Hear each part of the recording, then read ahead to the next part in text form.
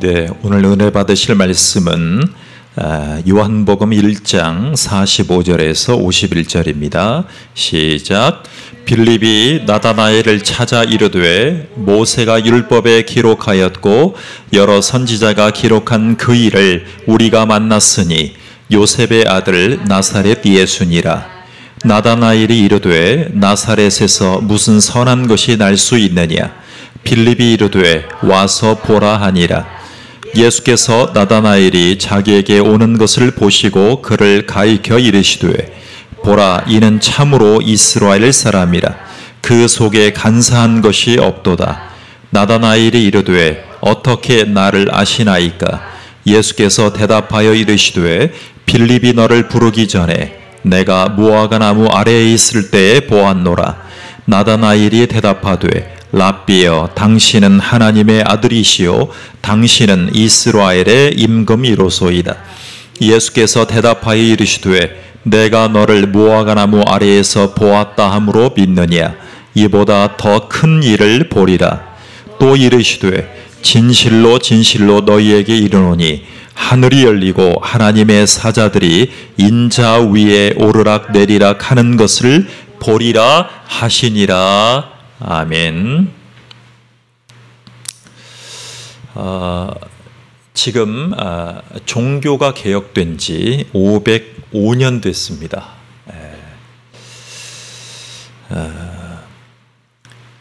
종교를 개혁했단 말이죠.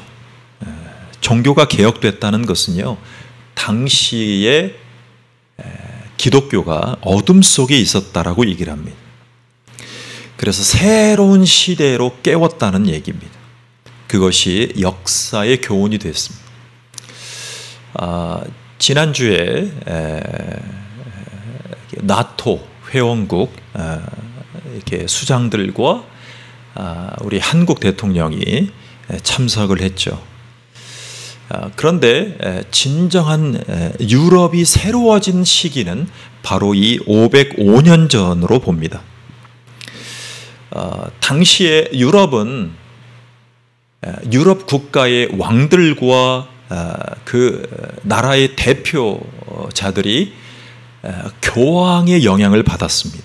유럽의 역사는 유럽의 왕들과 교황의 알력 싸움에 오랜 기간 지속되어 왔습니다. 어떨 때는 교황이, 어떨 때는 한 나라의 왕들이 교황을 무찌른 그런 역사가 반복되다 보니까 교황의 입장에서는 교회를 짓기 위해서 수많은 헌금을 모집하는 생각에 골도를 해왔습니다. 그래서 그 중에 대표적인 것,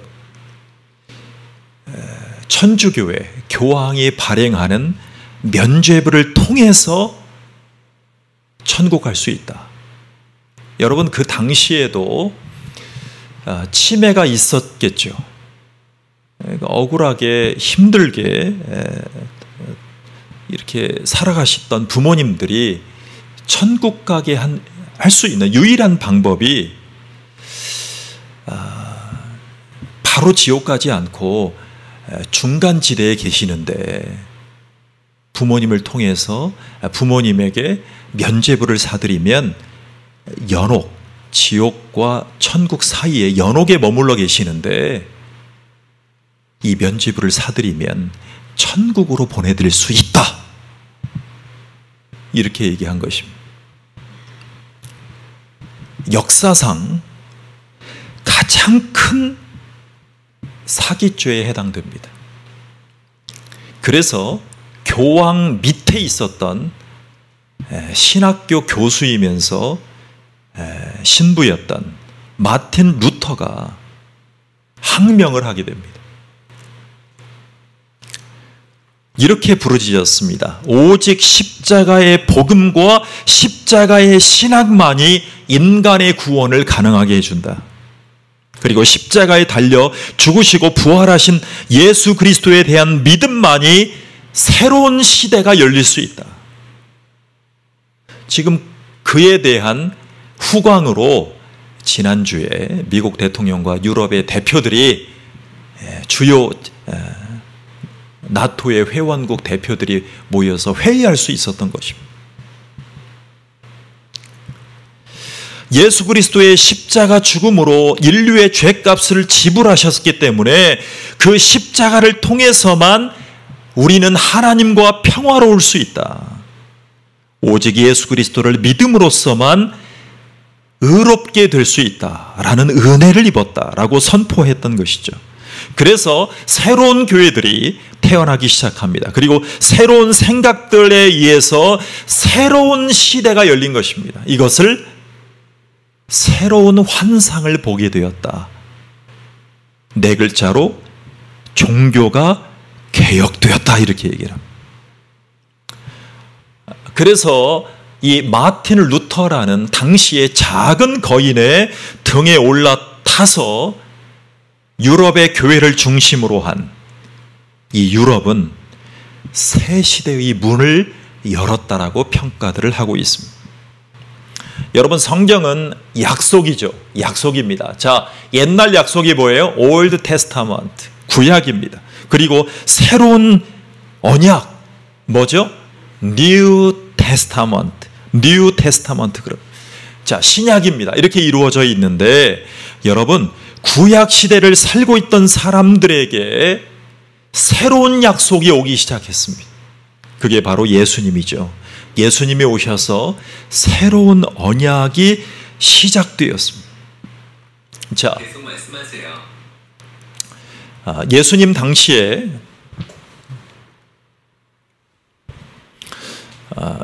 당시에 예수님이 불렀던 제자들이 있잖아요. 이 제자들은요, 아직 구약 시대를 살고 있다라고 생각을 했어요.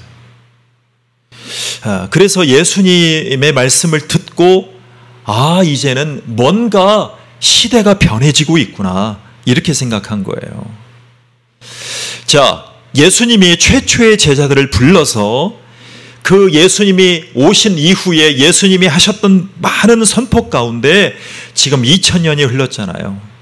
자, 그런데 예수님이 누구인지를 아직도 모르는 수많은 사람들이 있습니다. 그들이 대표적으로 누구일까요? 유대인들입니다. 타종교인들. 수많은 사람들이죠. 자, 그들의 인생이 변화되기 위해서 필요한 분명한 한 가지가 있다면 바로 새로운 시대의 언약으로 오신 예수 그리스도 안에 그 언약을 발견하는 것입니다. 예수님이 누구인가를 발견하는 것입니다.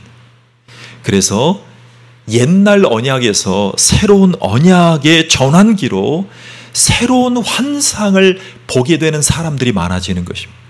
그게 바로 먼저는 제자들이었죠. 제자들이었어. 자, 그들은 어떻게 새로운 약속, 즉 새로운 환상을 받아들일 수 있었을까요? 어떻게 하면 지금을 살아가는 우리가 예수님 안에서의 새로운 약속인 새로운 뉴 테스타먼트를 발견할 수 있을까요? 자, 먼저 우리는 예수님에 대한 편견이 있다는 것을 기억해야 됩니다. 예수님에 대한 편견이 많이 있어요. 여러분, 예수 믿지 않는 분들, 예수 믿지 못하는 분들의 가지고 계신 편견은 바로 이것입니다. 그들 가운데 편견이 있어요. 편견. 교회는 이래야 된다. 교회는 이래야 된다. 예수 믿는 사람들은 이렇게 해야 된다. 다 나름대로의 자기의 생각이 있습니다. 선입견. 편견이 다 가지고 있어요. 오늘 본문에 등장하는 이 나다나엘이라는 사람은요, 45절에 보면 빌립을 만납니다. 그리고 이렇게 간증을 하죠. 빌립이 나다나엘을 찾아 이르되 모세가 율법에 기록하였고 여러 선지자가 기록한 그 일을 우리가 만났으니 요셉의 아들 나사렛 예수니라, 이렇게 했습니다. 구약의 율법에서부터 증언된 바로 그 오실 그 메시아를 지금 만났다라고 증언을 하고 있어요. 자, 그런데 나다나엘의 마음을 다치게 했던 것이요, 예수의 출신입니다. 예수의 출신. 예수의 출신이 어디입니까? 나사렛 출신입니다. 여러분, 나다나엘의 고향이었던 이 가나라는 땅에서 나사렛이라는 땅은 비교적 가깝습니다. 약 6km 정도 떨어져 있었습니다. 불과 가까운 곳에 있다 보니까 그곳에 대한 별로 좋지 않은 생각을 가지고 있었습니다. 그곳에 로마의 수비대가 있었는데요. 군단이 있었는데 로마의 군인들이 이 나사렛이라는 곳에 와서 약탈을 일삼습니다. 그러니까 그곳에는 약자들이 있고요, 항상 핍박받던 곳이에요. 여러분, 사람들이 핍박하는 곳에 살고 있는 사람들을 보면 측은지심은 여기지만, 동정은 하지만 그들을 우대하지는 않습니다. 그들을 인정하지는 않습니다. 그들을 축혀 세우지는 않습니다. 그런 동네에서 나사렛 예수가 출신했다는 것이죠. 인정받을 수 없는 거예요. 더군다나 나다나엘, 즉 근거리에 살고 있었던 이 나다나엘에게 있어서는 그런 곳에서는 메시아가 태어날 수 없다는 거예요. 자, 48절에 보면 무화과 나무 아래에 있었다라고 기록한 것을 보게 됩니다.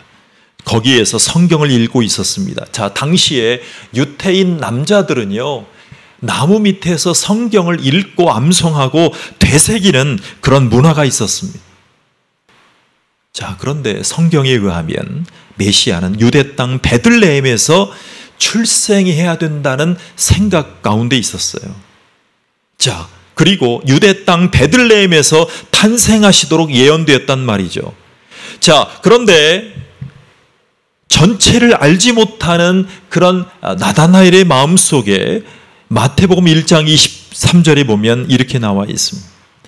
나사렛이 란 동네에 가서 사니 이는 선지자로 하신 말씀에 나사렛 사람이라 칭하리라 하신 말씀을 이루려 하심이로라. 자, 베들레헴에서 탄생했습니다. 그리고 성장한 곳은 나사렛이라는 지역입니다. 그런데 이 예언된 말씀 전체를 알지 못하고 있는 것입니다. 무지했던 것이죠. 베들레헴에서 탄생하시고 나사렛이라는 곳에서 성장하신다는 이 말씀을 간과하고 있는 것입니다. 그러니까 나다나엘의 마음속에 이미 예수라는 그의 출신에 대해서 선입견을 가지고 있는 것입니다. 자, 그래서 우리가 구약에 예언된 말씀 가운데 신약에 이루어진 그의 출생에 대해서 분명하게 우리가 알 필요가 있습니다. 많은 사람들은 편견을 가지고 살아갑니다. 그 편견을 깨트리는 것이 쉽지가 않아요. 저도 항상 제가 가진 이 선입견, 편견, 제가 가진 미리 가졌던 부정적인 생각들을 털치기 위해서 굉장히 노력을 하며 살고 있습니다. 자, 두 번째는 예수님이 신이라는 것, 전지하다는 것을 우리가 인정해야 됩니다. 자, 나다나엘이 예수님을 만났습니다. 그리고 그에게서 발견한 놀라운 사실은 예수가 당신에 대해서 모든 것을 미리 알고 있었다는 사실이죠. 자, 나다나엘의 인생에 대해서 미리 알 수 있었던 유일한 분, 그분이 바로 예수밖에는 없습니다. 그래서 46절에 보면 나다나엘이 편견을 가지고 있습니다. 그런데 빌립이란 사람이 자, 직접 예수를 만나서 그에게 말씀을 들어봐라 이렇게 권합니다. 나다나엘이 이르되 나사렛에서 무슨 선한 것이 날 수 있느냐? 빌립이 이르되 와서 보라 하니라. 자, 이어지는 47절의 말씀을 같이 읽겠습니다. 시작. 예수께서 나다나엘이 자기에게 오는 것을 보시고 그를 가리켜 이르시되 보라, 이는 참으로 이스라엘 사람이라 그 속에 간사함이 없도다 라고 했어요. 자, 나다나엘은 두 성질을 가지고 있었습니다. 첫 번째는 편견을 수용하는 사람이었습니다. 그런데 나다나엘이라는 사람은 순수한 사람이었습니다. 그리고 정직한 사람이었습니다. 예수님은 이 나다나엘의 성정을 알고 있었습니다. 그리고 그것을 칭찬해 주시는 겁니다. 자, 예수님이 이러한 나다나엘의 성정을 알고 칭찬해 주시는 이 상황 가운데 그의 정직한 정직성을 알아주십니다. 그래서 이 나다나엘의 마음속에 안에 있었던 편견의 벽이 무너지기 시작합니다. 자, 지금 이 세상을 살아가고 있는 사람들이요, 자기의 삶이 궁금하잖아요. 그러면 무당에게 갑니다. 점치는 분들에게 갑니다. 현대를 살아가고 있는데 이 로또를 사잖아요. 로또. 근데 어저께 또 추첨을 했는데 45억을 탔어요. 1등이에요. 45억을 타고 지난주, 그러니까 몇 주 전에는 군산 사람이 1등이 됐다 그래가지고 22억을 탔다는 소식이 막 여기 나운동에 뭐 롯데 아파트 부근에 사시는 분이. 그런데 어제는 45억짜리가 1등이 5명이 나왔습니다. 갈수록 로또를 사는 분들이 많아지고 1등이 당첨될 확률이 이제 복수가 나오기 시작하는 거예요.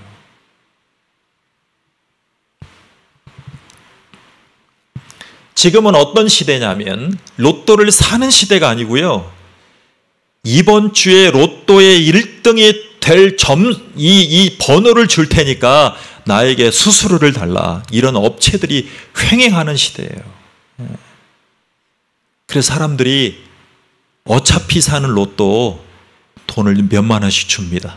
그리고 월 단위로 연 단위로 몇십만 원씩 몇백만 원씩 지불을 하고 그들이 제공해 주는 번호로 로또를 삽니다.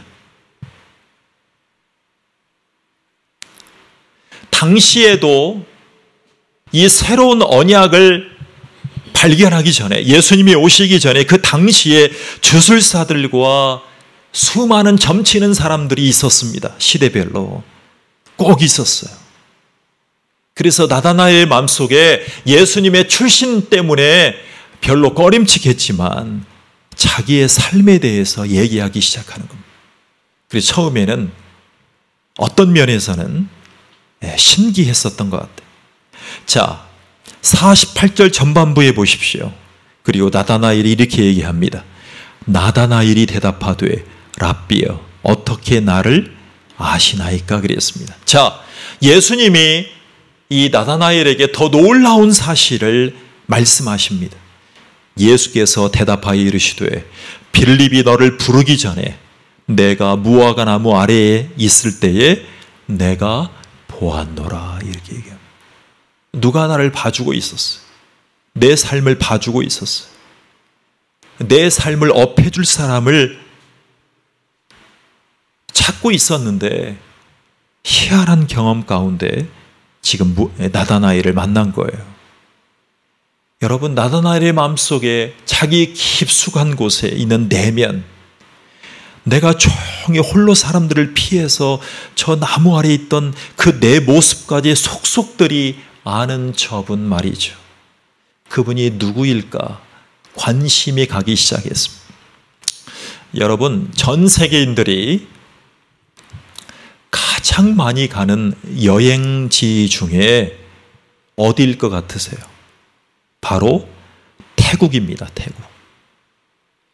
아마 전 세계인들이 가장 많이 간 여행지 국 중에 태국이 꼽힙니다. 여러분, 태국이란 나라를 왜 가냐면 값싼 물가가 있어서 휴양지가 있지만 그 이유보다 더 중요한 이유가 있어요. 지금 인류의 역사 가운데 가장 오래된 종교를 가지고 수행하는 곳이 바로 태국입니다. 태국에 가면 무건수행이라는 게 있어요. 말을 하지 않고 수행을 하는 거예요. 왜요? 그 이유가 뭘까요? 힘든 현대인의 삶을 살아보니까 사람들하고 말하다가는 내 인생이 풀리지 않는 거예요. 그래서 내 내면 속에서 어떤 얘기를 가지고 있고 내 내면 속에서 어떤 욕구를 가지고 있는지를 정리를 하러 가요. 그래서 태국에 가서 사원에 갑니다. 불교 사원에 가서 한 달 동안, 3달 동안, 1년 동안, 어떤 분들은 10년 이상 수행을 합니다. 그리고 자신을 발견하고 온다라고 얘기를 합니다. 그러니까 내 삶을 해결해 주지 못하니까 내 삶의 모습을 조용히 홀로 사람들을 피해서 내 삶을 한번 정리해 본다는 거예요. 사람들은 이런 욕구를 가지고 살고 있어요. 오늘 나다나엘이요, 자기의 삶을 터치하기 시작하는 예수라는 랍비를 만나기 시작합니다. 자, 이 친구였던 빌립이요, 자 49절을 이렇게 읽어보겠습니다. 시작. 나다나엘이 대답하되 랍비여, 당신은 하나님의 아들이시요 당신은 이스라엘의 임금 1호소이다. 이렇게 얘기합니다. 자, 당신은 내 모든 것을 아시는 신적인 존재입니다. 곧 전지하신 분이십니다. 그리고 나의 왕, 나의 주님이십니다. 라고 고백을 합니다. 자, 예수님이 위대한 존재고요, 위대한 스승이라는 것은 누구나 인정할 수 있어요. 그런데 이 정도로는 자기의 삶이 풀리지 않습니다. 새로운 세상도, 새로운 자기의 인생이 펼쳐지지 않습니다. 오직 우리가 그를 하나님의 아들로, 그를 하나님으로 인정할 때만이 새로운 삶이 열리기 시작합니다. 여러분, 나다나엘도 그동안 성경을 많이 읽어왔습니다. 자, 그런데 이제서 이 성경에 예언된 언약의 주인을 만나게 됐다는 것입니다. 그래서 요한복음 5장 39절에 보면 이렇게 성취되는 순간을 이렇게 고백합니다.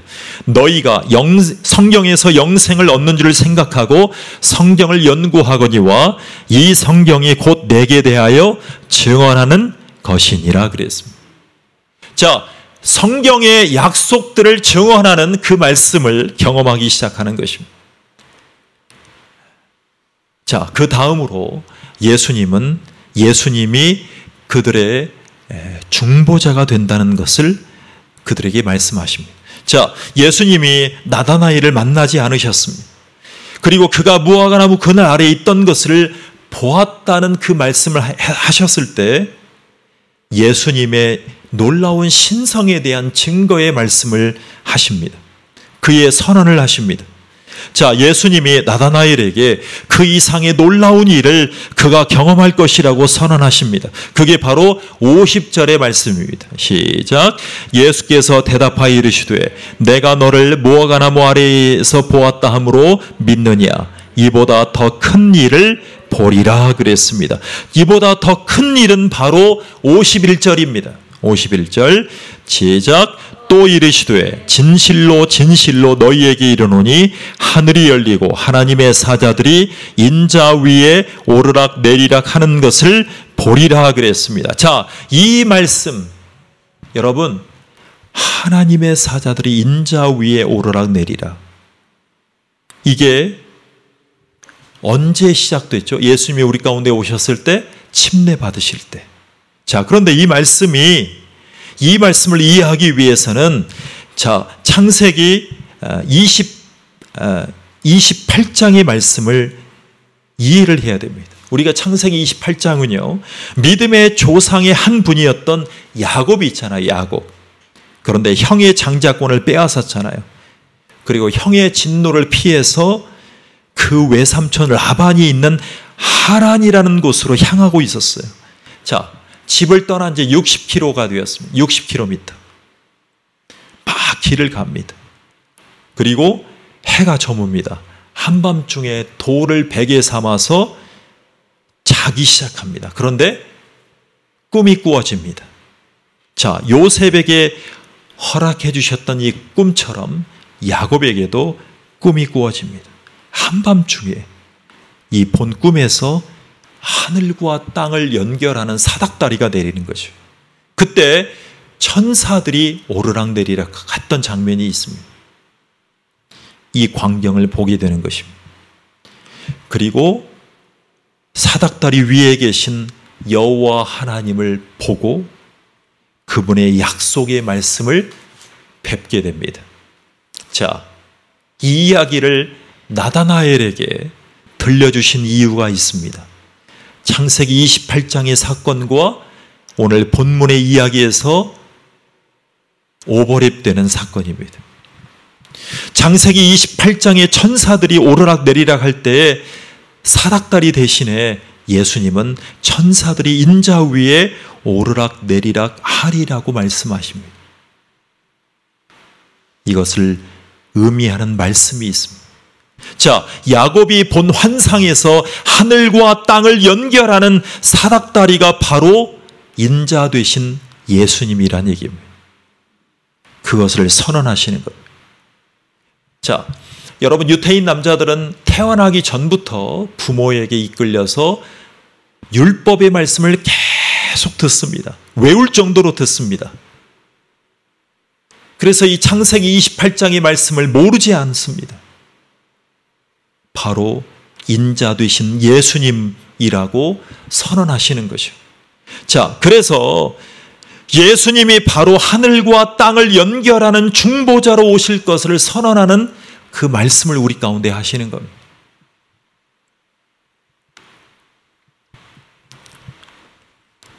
인간의 죄 때문에 인간과 하나님 사이에 거대한 간격이 만들어졌어요.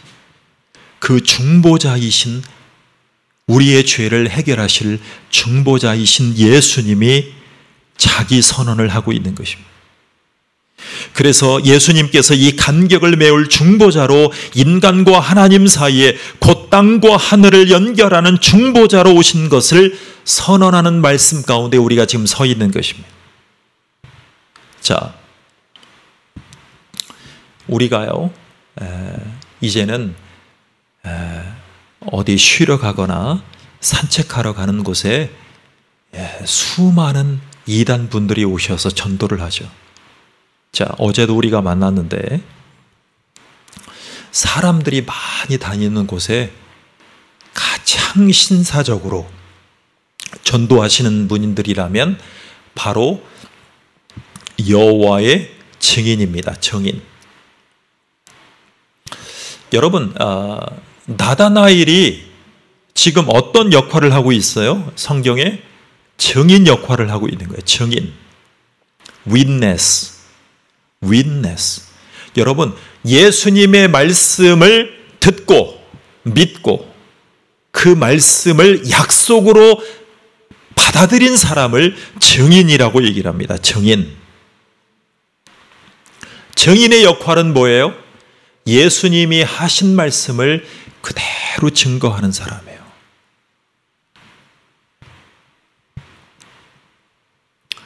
우리 교회에도 신천지 분들 여러분들이 오셨어요.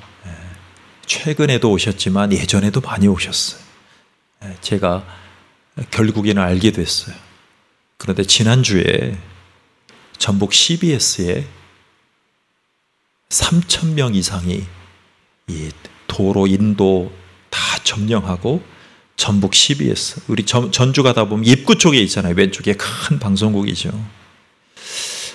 여러분, 극동방송과 CBS의 주력이 좀 달라요. CBS도 복음을 전하지만 CBS는 뉴스로 우리나라에서 KBS, MBC 이상 가는 뉴스 채널을 가지고 있어요. CBS가요. 근데 CBS가 왜 3,000명이 몰려와서 시위한 줄 아십니까? 방송에 나왔을 거예요. 보셨을 거예요. 자, 2주 전에 전 남편이 우리의 가정이 파탄되었다라고 지목을 했어요. 그 전 부인이 신천지 교인이었어요.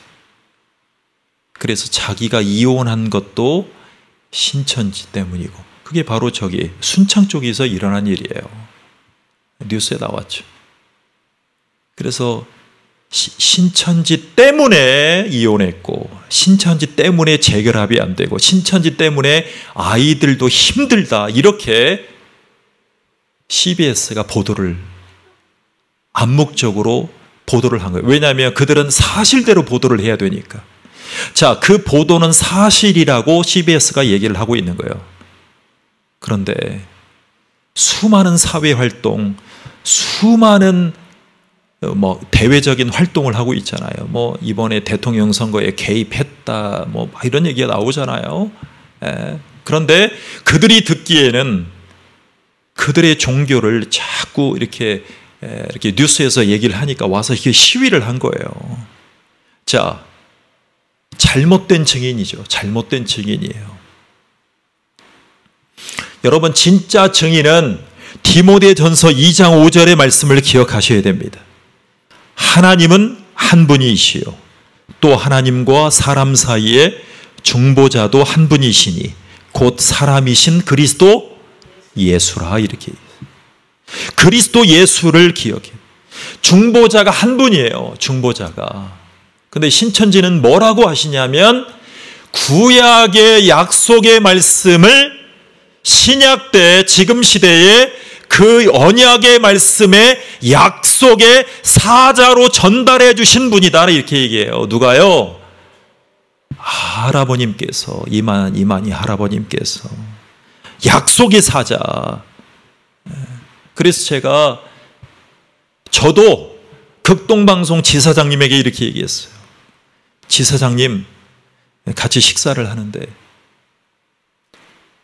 신천지를요, 이단이라고 얘기하면 안 돼요. 우리들과 방송국에서 자꾸 격상시켜주는 것 같아요. 이단. 여러분, 이단은 다를리 끝단이에요. 끝이 다른 거예요. 근데 신천지는요, 여호와의 증인은 이단이라 그래요. 몰면고 여호와의 증인. 근데 신천지를 이단이라고 표현하면 안 돼요. 격상시켜줬어요, 우리가. 우리 표현 속에.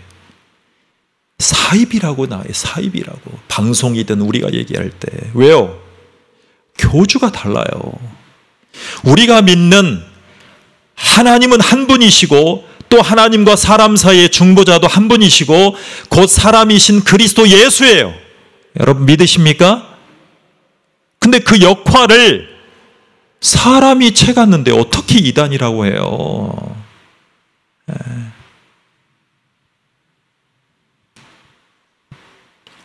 예수님이 우리의 중보자가 되셨다는 것은 바로 야곱의 사건으로 우리가 생각해 볼 수 있습니다. 죄를 짓고 죄책감을 안고 두려워해서 도망가고 있었던 이 불안하고 외로운 사내 앞에, 그리고 현대를 살아가는 우리 앞에 중보자이신 예수님께서 찾아오셨다는 것입니다. 그래서 책망하시고 벌 주시는 것이 아니라 용서하시고 오히려 그를 축복하십니다. 자, 야곱의 야복강가에서 하나님과 겨루어 이겼다라고 얘기를 하죠. 근데 이걸 이렇게 이해하셔야 돼요. 하나님과 겨루어서 이긴 것이 아니라, 하나님이 그를 책망하시고 벌 주시는 것이 아니라 용서하시고 그를 축복하셨기 때문에 하나님의 축복을 받았다는 것입니다. 그래서 그가 어디로 가든지, 야곱을 하나님이 죽이십니까? 살리십니까? 살려주셨잖아요. 그리고 그가 부르시는 천사들을 통해서 지키셨어요. 그리고 그를 인도하셨어요. 그리고 먹을 것과 입을 것을 주실 것을 다 언약하셨어요. 그게 바로 언약의 하나님이셨어요. 그리고 야곱이 잠에서 깨어날 때, 일어날 때 하나님이 자기를 만나주신 그곳을 하나님의 집이라고 불렀어요. 하나님의 집. 그래서 이 군산에 이 지역 아동센터 이 어린이집을 오래 하신 목사님 중에 이병영 목사님이라고 계세요.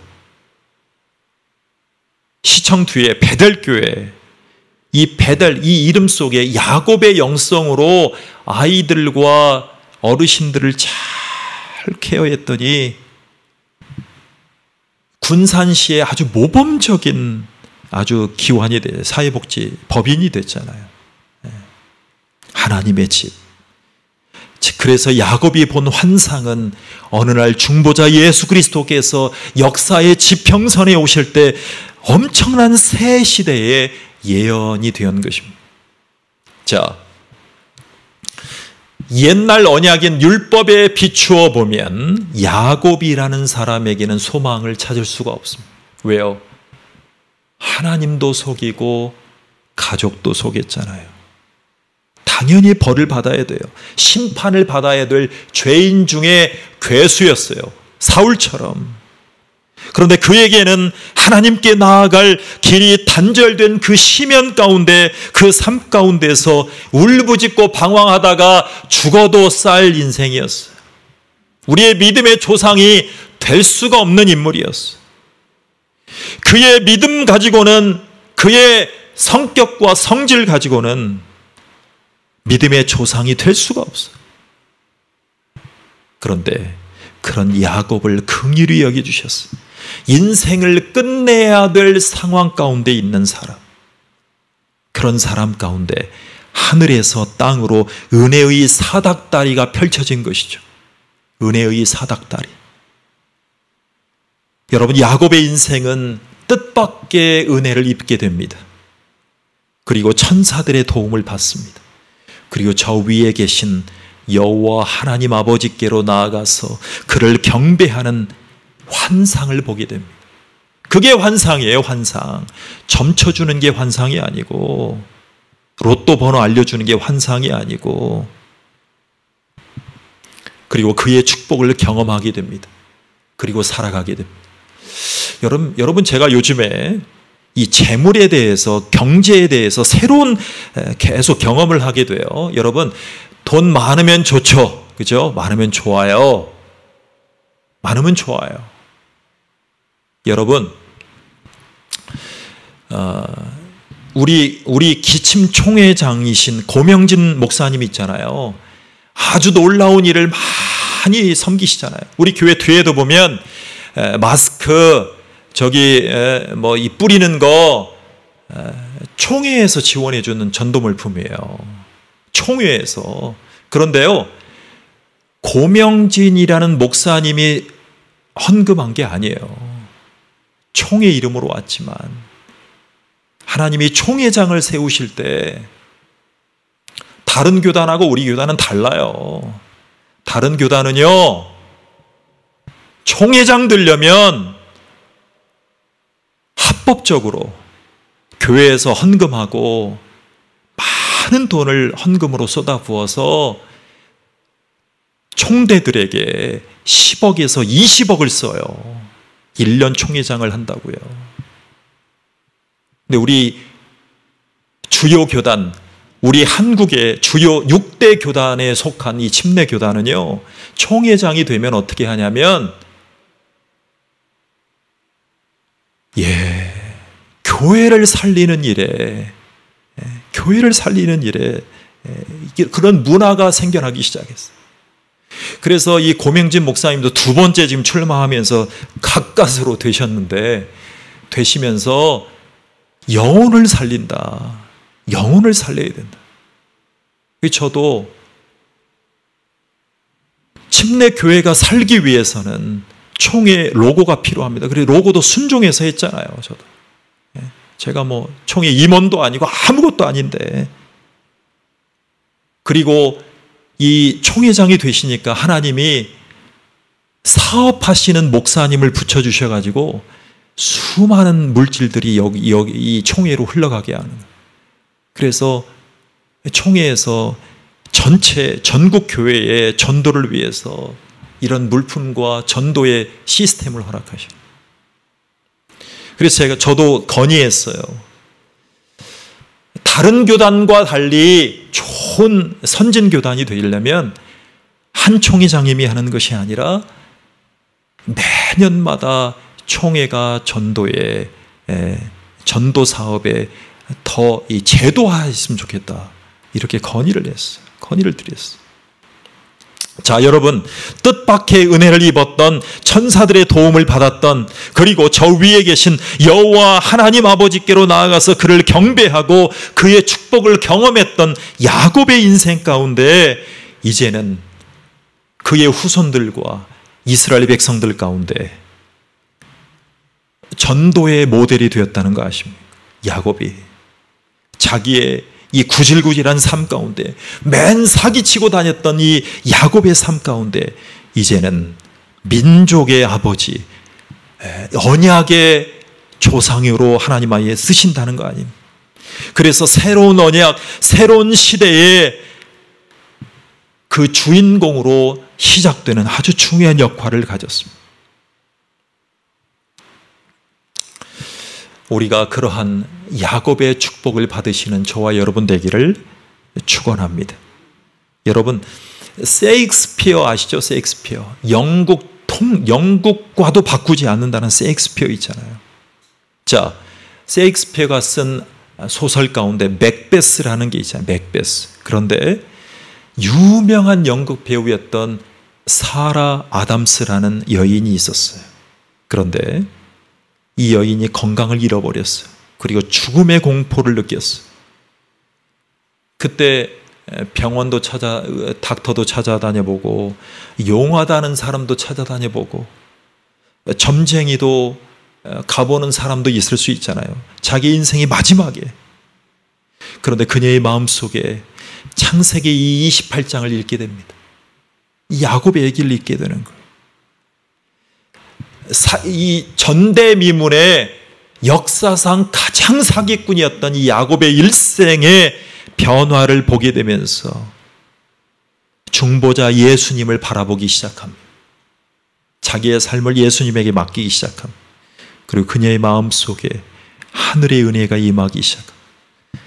그리고 그가 찬송의 시를 쓰게 됩니다. 처음에는 유명하지 않았어요. 나중에 갈수록 찬송가 중에 가장 많이 부르는 찬송가 곡 중에 한 곡이 되었어요. 그 곡이 바로 내 주를 가까이 하게 함은 십자가 짐 같은 고생이나 내 일생 소원은 늘 찬송하면서 주께 더 나가기 원합니다. 2절 내 고생하는 것 옛 야곱이 돌베개 베고 잠 갔습니다. 글매도 소원이 늘 찬송하면서 주께 더 나가기 원합니다. 천성에 가는 길 세엄하여도 생명길 되나니 은혜로다. 천사 날 부르니 늘 찬송하면서 주께 더 나아가기 원합니다.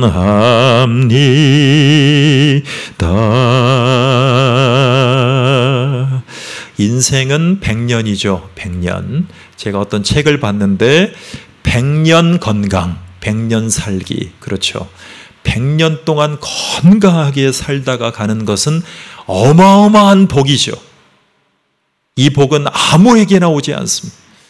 평생을 건강하게 운동하고 먹는 것, 입는 것, 생활 환경, 바이러스, 면역 체계 등등 다 중요하죠. 그런데 거기에 꼭 필요한 한 가지가 있습니다. 예수님이 우리의 건강과 우리의 믿음과 우리의 삶과 사역의 중보자 되심을 기억하고 천성을 향해 갈 때까지 늘 찬송하면서 주님께 더 나가기 원합니다. 같이 기도하겠습니다. 하나님 감사합니다. 우리의 삶을, 야곱 같은 우리의 삶을, 사울 같은 우리의 삶을 사기치고 요리조리 잘 피해 다녔어도 60km를 기어다니고 도망가는 그 와중에서, 야복강가에서 그 순간에도 행복할 수 없었던 야곱의 인생이 우리의 인생입니다. 경제력으로, 군사력으로 행복감을 누릴 수 없는 시대가 되었습니다. 어저께도 경부고속도로에서 포르쉐가 수억 원 가는 자동차가 불에 타고 쌓아놓고 사는 인생이 아니라 선한 곳에 잘 사용하고 영혼을 살리는 곳에 잘 사용하고 천사날 부르니 천성 갈 때까지 주님이 나를 인도하시고 위로하시고 주님이 우리를 축복하실 그 야곱의 축복이 우리의 삶에 펼쳐지기를 원합니다. 그래서 하나님이 말씀하신 언약이 야곱을 통해서 우리 가운데 전수되었던 것처럼 예수님을 통해서 새롭게 우리 가운데 전달된 것처럼 우리가 오직 예수 한 분을 바라보며 우리의 의식주도, 우리의 경제도, 우리의 지식도, 우리의 모든 것을 사용하시는 주님 앞에 순종하며 나갈 수 있도록 축복해 주시옵소서. 예수님의 이름으로 기도하옵나이다. 아멘.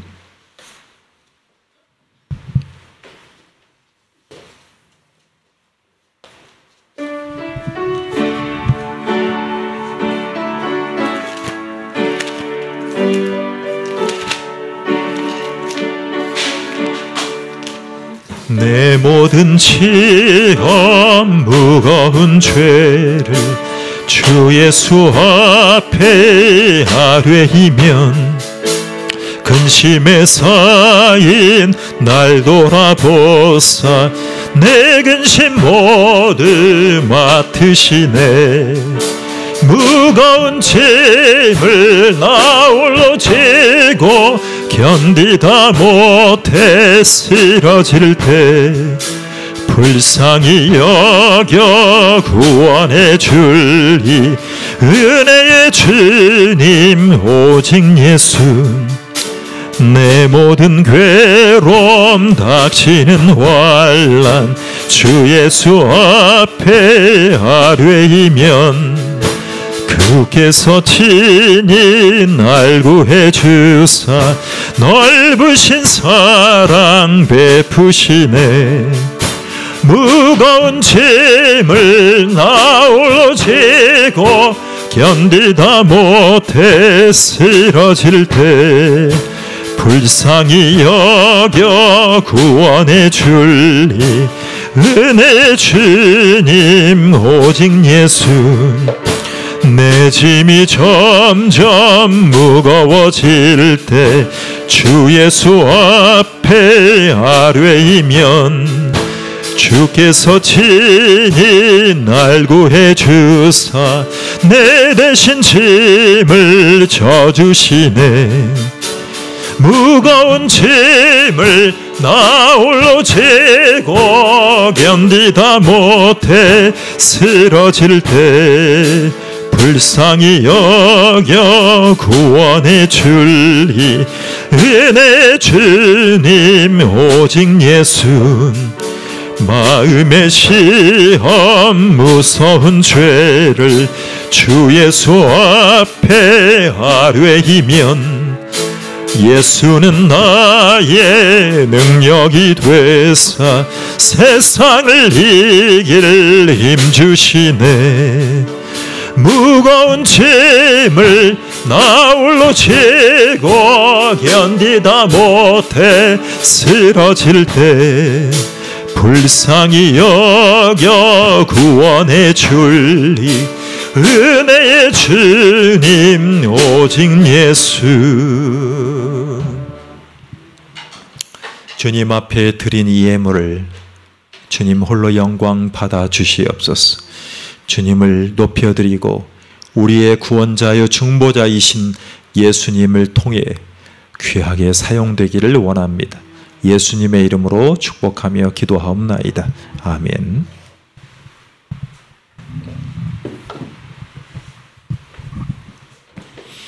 예, 광고 말씀 올리겠습니다. 말씀 위에 바로 선 그리스도인이 되시기를 바랍니다. 예. 교회 통장으로 온라인 헌금하실 수 있고요. QR코드로 온라인 헌금할 수 있는 시스템이 마련되어 있습니다. 애플리케이션인 교회 어디가라는 앱을 다운받으시면 우리 군산 지구촌 교회가 거기에 링크되어 있습니다. QR이 링크되어 있어서 QR을 카메라로 이렇게 대기만 하면, 아니요, 그 방법은 다른 방법이고, 그 지구촌 교회를 선택만 하면 헌금을 정하고 자유롭게 헌금할 수가 있습니다. 이 위해서 기도해 주시기 바랍니다. 성경 통독 전문 TV 그리고 설교 채널 성경적 강해 설교 임성재 목사, 이 설교 채널에 현재 84분께서 설교와 찬양을 같이 듣고 계십니다. 위에서 기도해 주시기 바랍니다. 5번 보십시오. 예, 이념을 떠나서 이념에 치우치는 교회와 신앙인이 아니라 지금 굉장히 우리나라가 위기입니다. 이념적으로 지금 굉장히 정치권 그리고 경제도 굉장히 위기입니다. 그래서 장악하고 내가 원하는 대통령, 총리가 되는 것이 아니라 국민들이 대다수가 원하는 정책을 할 수 있도록 기도해 주셔야 됩니다.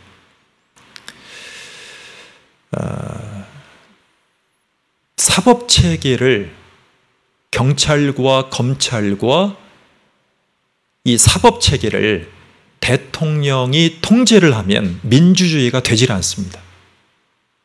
견제가 돼야 되기 때문에 우리나라가 지금 심각할 수 있습니다. 검찰과 경찰을 대통령이 원하는 방향으로 장악하고 가면 민주주의가 되질 않습니다. 민주주의는 하나님의 나라와 상관없는 체제이긴 하지만 민주주의가 잘 작동이 되려면 대통령이 경찰과 검찰을 장악하면 안 됩니다. 이것은 그동안의 역사 가운데 우리가 지금 경험한 역사입니다. 위에서 기도해 주시기 바랍니다. 예. 여당과 야당이 대다수의 국민이 원하는 정책을 할 수 있도록 우리가 견제하고 기도해 드려야 됩니다. 예. 아시겠죠? 위해서 기도해 주시기 바랍니다. 우리 다 함께 일어나셔서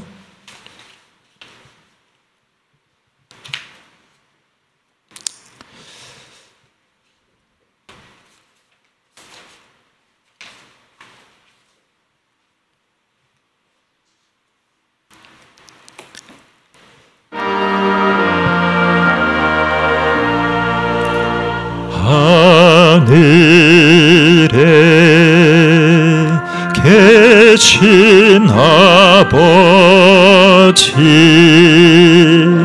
이름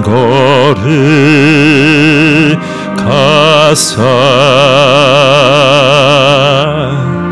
주님 나라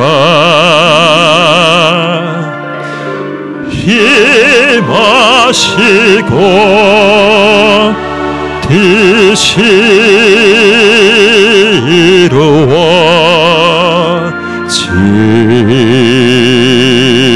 이루어지이다. 일용할 양식 주시고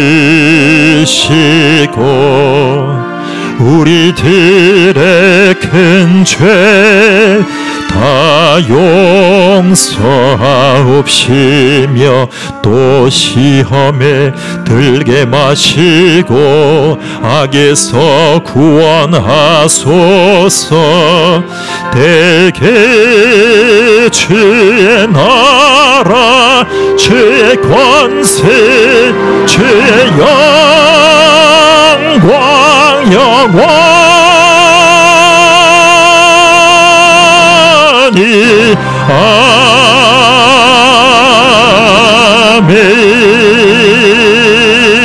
아멘.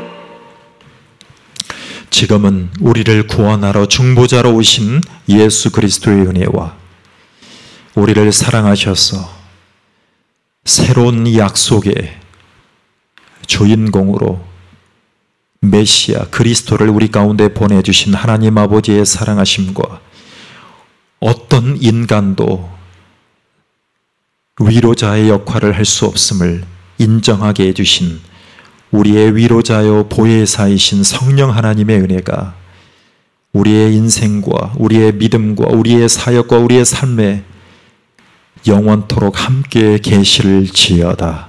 아멘.